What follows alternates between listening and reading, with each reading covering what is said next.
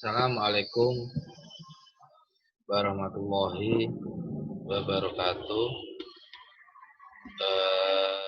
Selamat pagi dan salam sejahtera bagi kita semua. Saya sampaikan pada mahasiswa semester 6 yang berbahagia untuk kelas 6A dan 6B.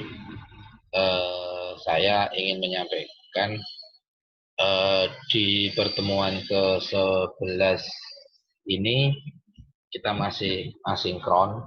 Jadi ada tiga pertemuan asinkron 9, 10, 11 dan pertemuan 12, 13 nanti silahkan menyiapkan PPT dan menyiapkan link Google Room atau Zoom untuk kita sinkron. Oke. Terus untuk mahasiswa yang semester 6 untuk micro teaching harapannya tolong dikerjakan dengan baik tugasnya karena semester 7 nanti sudah PPL. PPL 2 sekarang diganti nama dengan magang pendidikan. Nah, jadi ya mungkin ada 2-3 proses untuk magang, makanya di micro teaching harapannya saudara semangat dan fokus. Oke, ya. Kalau nanti bingung atau ada yang ditanyakan bisa apa itu WA. Oke, terus untuk selanjutnya dalam semester 6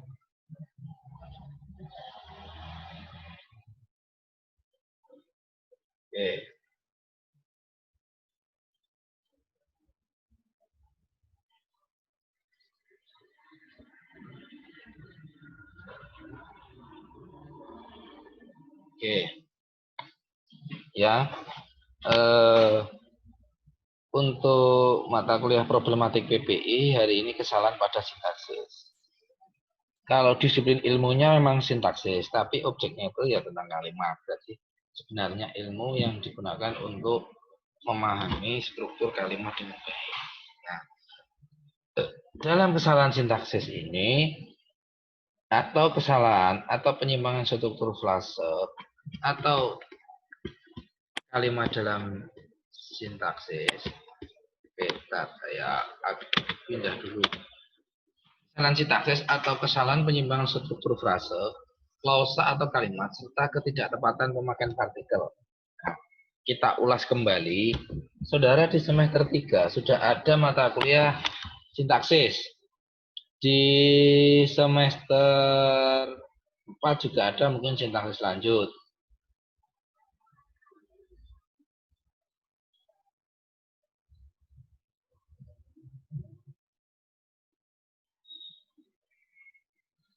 Oke, kita lanjut lah. Dalam problematik PPI ini kita mengulas kembali semester 6 ini nanti untuk bahan ke skripsi nanti mana yang baik digunakan untuk judul dan mana yang tepat digunakan untuk rumusan masalah. Oke, ya. Kesalahan sintaksis adalah kesalahan atau penyimpangan struktur frase. Nah, frase yang salah atau frase yang ini terdapat dalam sebuah ragam tulis, bukan ragam lisan. Kesalahan sintaksis ini terdapat dalam kesalahan tulis yang terdapat dalam makalah sebuah koran. Ada penyimpangan struktur frase yang salah. Ya.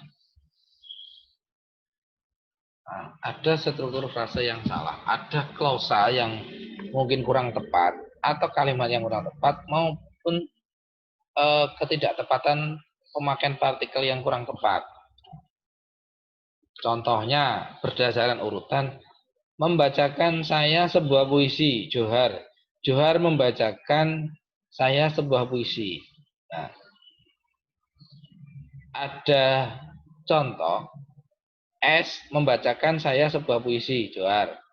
Johar membacakan saya sebuah puisi lah. Ini ada proses struktur kalimat, ya fungsi unsur kalimatnya itu mungkin yang terbalik atau yang kurang tepat. Oke. Ya.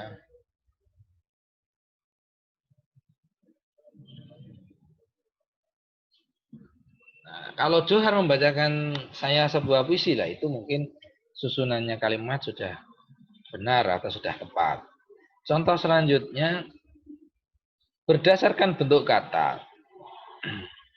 Di dalam suatu bahasa Indonesia, terdapat kata dasar dan kata turunan. Contoh, beberapa mahasiswa UNES artikelnya memuat di suara merdeka. Itu contoh yang salah. Contoh bentuk kata yang salah. Terus, beberapa mahasiswa UNES artikelnya dimuat di suara merdeka. Itu baru betul. Jadi ketika kita membicarakan yang namanya sebuah kalimat, wajib disusun dengan tepat, dengan benar, dengan baik, dengan kaidah, dengan aturan yang sesuai. Juga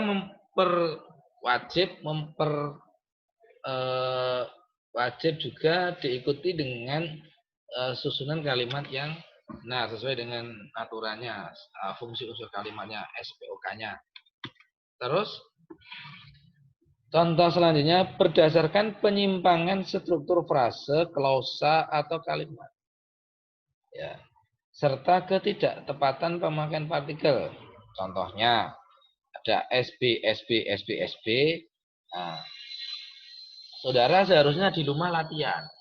Di rumah itu latihan membaca beberapa contoh ragam tulis yang terjadi kesalahan. Boleh koran, boleh ya intinya yang ilmiah, yang bahasa. Kalau di novel itu biasanya dia sudah dibentuk ragam apa itu ragamnya, ragam komplit.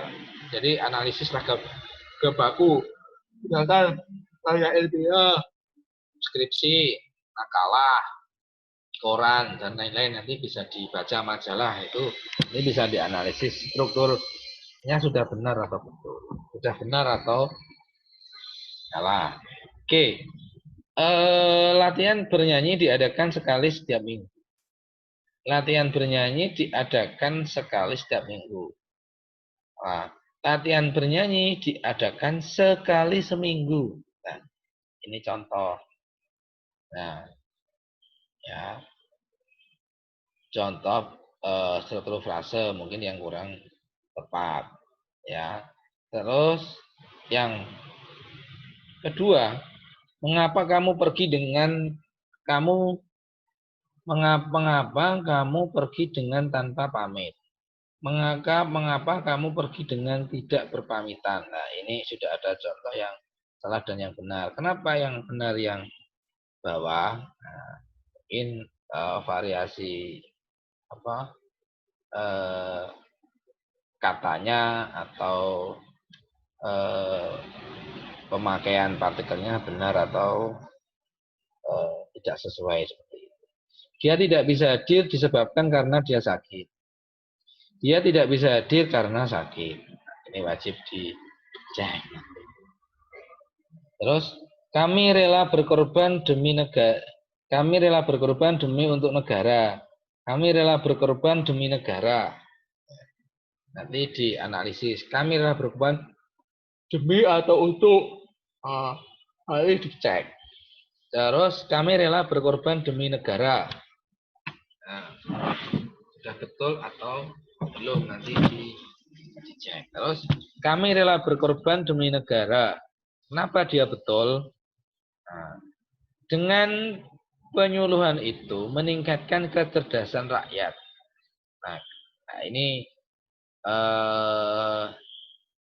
glosanya mungkin ya, glosa bebas, glosa terikatnya atau subordinator koordinatornya benar atau Salah dalam menempatkannya. Penyuluhan itu meningkatkan kecerdasan rakyat, itu baru. Ada 1, 2, 3, 4, 5, ada 5 contoh. Nah, skripsi nanti bentuknya ya seperti ini. Ketika saudara nanti menyampaikan, kamu menemukan salah struktur frase. Ini salah frasenya. Latihan bernyanyi diadakan sekali setiap minggu. Nah, itu di telinga itu kalau bahasa lisan itu benar, tapi kalau ragam tulis itu salah. Salahnya di mana itu wajib saudara. Oke. Selanjutnya, kalimat tunggal yang tidak efektif. Nah, bentuk kalimat tunggal yang tidak efektif bisa disebabkan karena penggunaan kalimat yang tidak hemat atau tidak ekonomis, tidak efisien. Nah, tidak efektif, efisien. Sebenarnya kalau ekonomis itu digunakan untuk belanja, tapi ya efektif bukan ekonomis. Oke.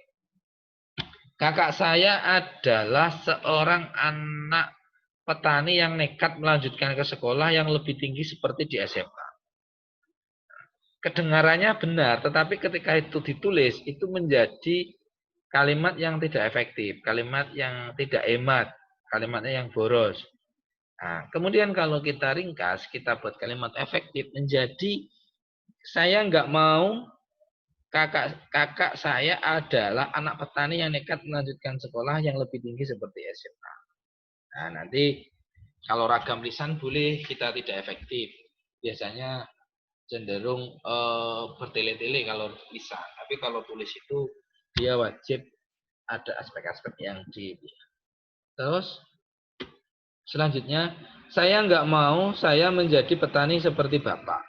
Saya tidak mau menjadi petani seperti Bapak lah. Saya nggak mau saya menjadi petani seperti Bapak lah. Ini kalimatnya tidak efektif. Nah, kalau di skripsi pun sama. Nanti boleh kalimat tunggal yang tidak efektif di koran, di Jawa Pos, di majalah, di mana nanti kamu bisa menemukan objek tersebut dimanapun saudara menemukan bisa dipakai. Terus, aku duduk sebangku dengan temanku yang bernama Rina. Salah, tidak efektif. Aku duduk sebangku dengan Rina. Itu baru betul. Nanti dianalisis boleh yang lebih mendalam. Dicoret-coret-coret, ini perlu, ini tidak perlu, kosakatanya seperti itu. Kemudian, semua siswa diwajibkan datang semua jam 19 sampai selesai. Semua siswa diwajibkan datang pukul 19.